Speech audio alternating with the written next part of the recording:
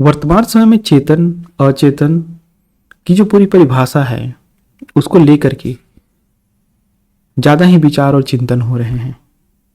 लेकिन क्या है ये चेतना? किसे हम कहते हैं चेतन?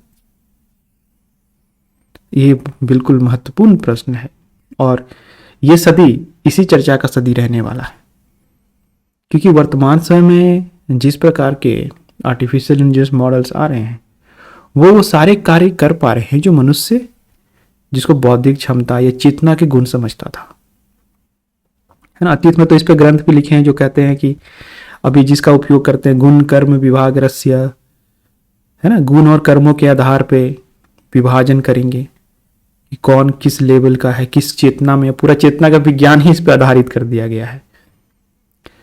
लेकिन अब ये तो खारिज हो रहा है ना। गुण क्या देखेंगे, कर्म क्या देखेंगे? ये जो आपका पैराडॉक्सिकल है, एक तरीके से कह लो कंट्ररी, विरोधाभासी है ये, है। हालांकि हम सबको पता है कि ज्यादातर जो भारत में आत्मज्ञान के और अध्यात्म के विचारधाराएं हैं वो बौद्ध और जैनिज्म की परंपराओं से प्रेरित है, क्योंकि वो कर्मकांड को नहीं मानते। ठीक है, खैर ये सब तो वाद विवाद की बातें हैं, तो ये चलती ही रहेंगी। मुख्य जो बात है आज इस वीडियो में हम जो बात करने वाले हैं, यह समझने का कोशिश कर रहे हैं कि चेतना क्या है।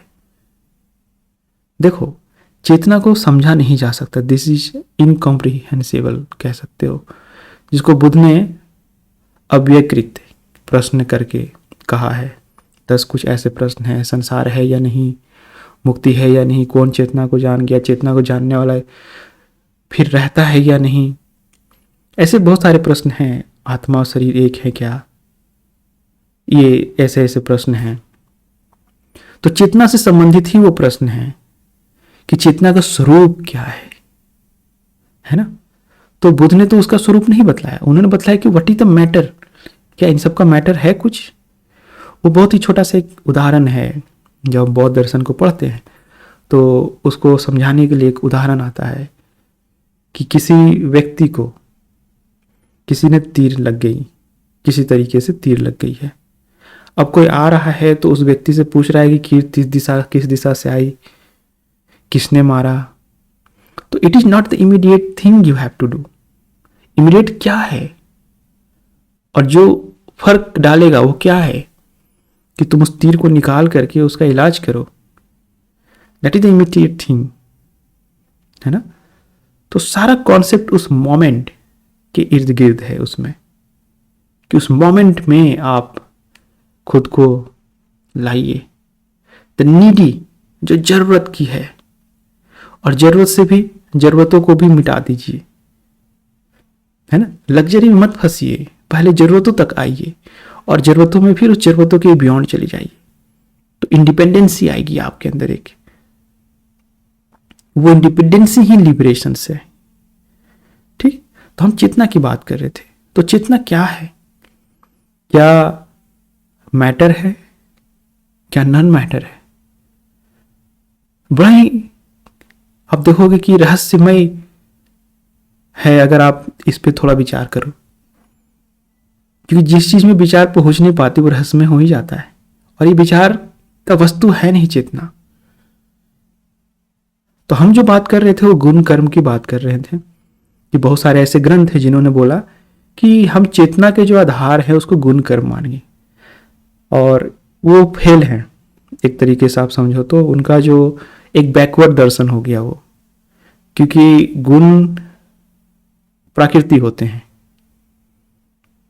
और गुणों से ही कर्म होता है, तो उसके फल भी प्रकृति हैं।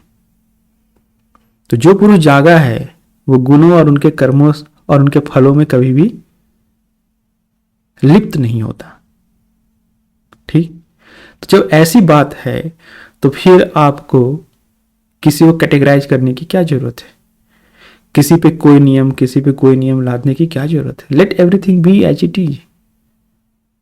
फिर आपको क्यों लगड़ने झगड़ने की जरूरत है कि भारत इस्लामिक राष्ट्र हो या हिंदू राष्ट्र हो, है ना, या ईसाई का राष्ट्र हो जाए या सेकुलर ही रहे, कोई फर्क नहीं पड़ना है। और वास्तव में नहीं पड़ना चाहिए आपको। यही हमारे मूल जितने भी संविधान निर्माता थे उनके जहन में थी ये बात, है ना। तो चेतना जो है वो ऐसा ही है, उसको आप नहीं जान सकते। और ना ही सिर्फ चेतना को, बल्कि जिसने उस चेतना को जाना है आप उसे भी नहीं जान सकते। क्योंकि इस बाह्य जगत में जो भी रूप रंग आकार हैं, दे आर जस्ट इंफॉर्मेशन, है ना। जो आर्टिफिशियल इंटेलिजेंस, उसको किस चीज पे ट्रेन आप कर रहे हो? डाटा सेट्स पे ट्रेनिंग डाटा सेट्स रखते हो, फिर एक डाटा सेट आप देते हो उसको। कोई 32 बिलियन डाटा सेट्स पे है, कोई और कितने बिलियन डाटा इस पे हैं ट्रेंड किए गए, है ना। पैटर्न को रिकॉग्निशन कर ले, समझ जाए, फिर जनरेट करने लगे। तो ये जो इतने पैटर्न्स हैं, रूप रंग रस गंध की जितने भी वस्तुएं हैं, उसमें चेतना नहीं ढूंढ सकते और उसके आधार पे चेतना को भी नहीं समझ सकते। तो ये जो पूरा जो हिंदू फिलॉसफी ऑफ द वर्ना है, इट्स जस्ट डिमोलिश्ड, वो वहीं खत्म हो जाता है ना।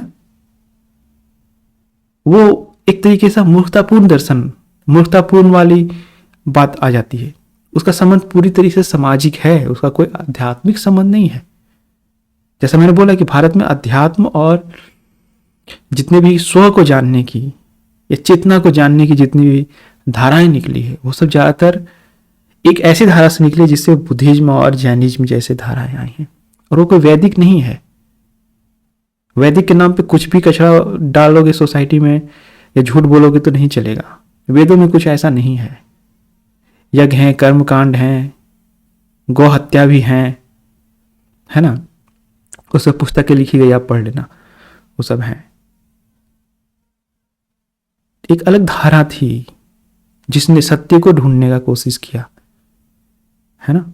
रूप रस गंध से अलग कोई जो सत्य है उसमें उनकी रुचि रही।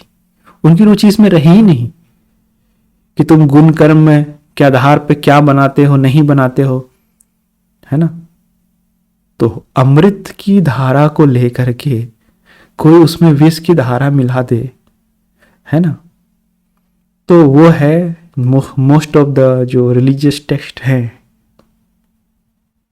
जो वर्ण और जाति की बातें करते वो वही है। तो चेतना का विज्ञान वहां नहीं मिल पाता। तो चेतना का विज्ञान कैसे मिलेगा?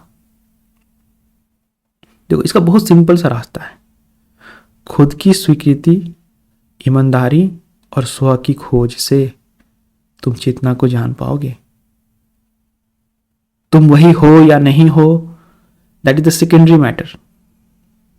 प्राइमरी क्या है कि तुम उसे कैसे पाओगे, कैसे जानोगे, उस और कैसे तुम मुड़ोगे। तो वो है राइट वेज। क्या है राइट वे? खुद को स्वीकारना, सत्य को स्वीकारना, अस्तित्व को स्वीकारना और फिर उसके लक्षणों को जानना।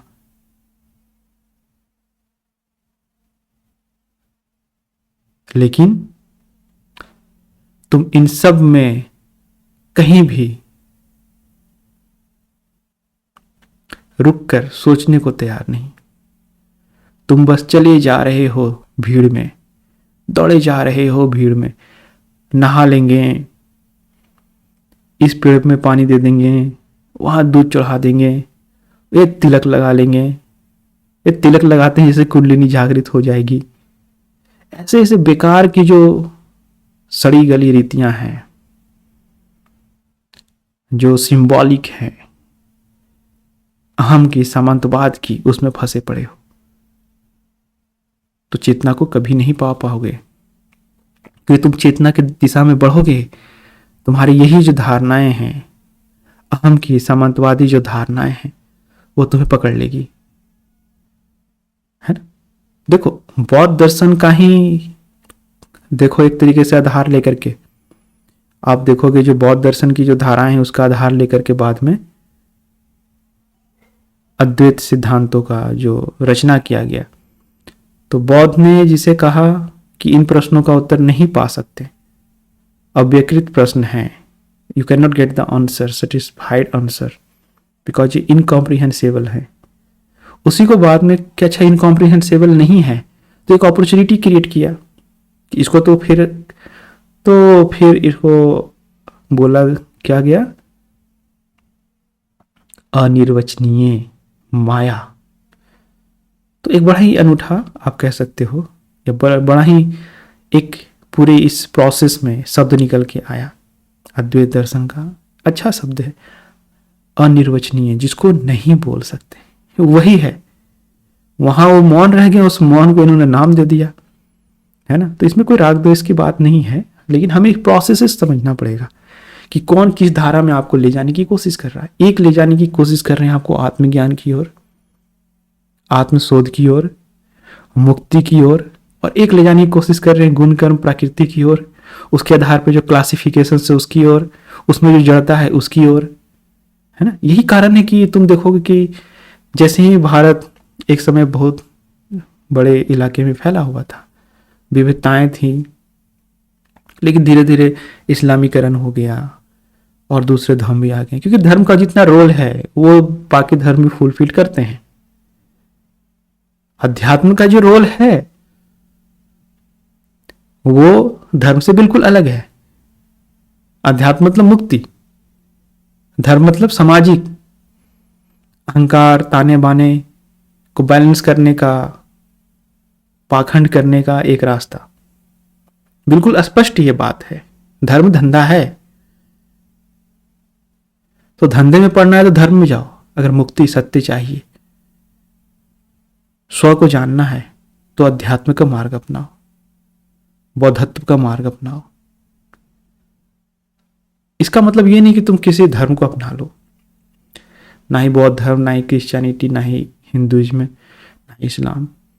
तुम तर्क करो, प्रश्न करो। जैसे एक तुम्हारा पूरा वैज्ञानिक ढांचा जो हमारे यहाँ विकसित हुई, अणुओं की खोज हुई, एटम्स की खोज हुई, फिर इसके सब एटॉमिक पार्टिकल्स की भी खोज हुई, है ना।